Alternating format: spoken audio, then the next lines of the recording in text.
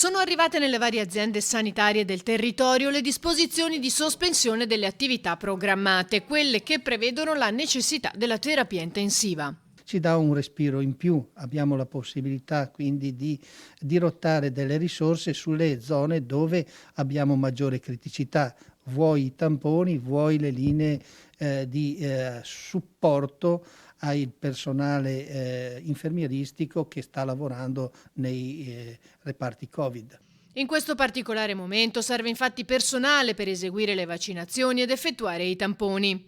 Sono già 2115 intanto le prenotazioni nel territorio dell'Ustre per la vaccinazione ai bambini dai 5 agli 11 anni, da quando si è data la disponibilità.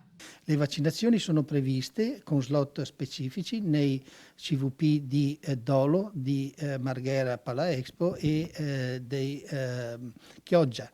In questi CVP la vaccinazione andrà dal martedì al giovedì, il pomeriggio dalle 5 in poi, proprio per dare una mano ai genitori che lavorano o ai bambini che stanno a scuola, e nei fine settimana, sabato e domenica. Qui ci saranno delle linee dedicate dove i pediatri di libera scelta, e nel caso in cui non ci siano loro i nostri operatori, potranno somministrare la vaccinazione ai bambini dai 5 ai 12 anni.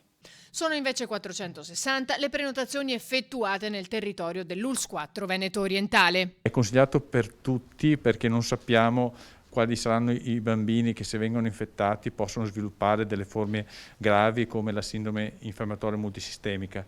Però sappiamo anche che, e quindi devono essere tutti vaccinati, sappiamo anche però ci sono delle fasce a rischio, i bambini che hanno delle malattie croniche come il diabete di tipo 1 magari non ben compensato, malattie renali croniche, malattie respiratorie come l'asma, devono essere chiaramente la sindrome di Down.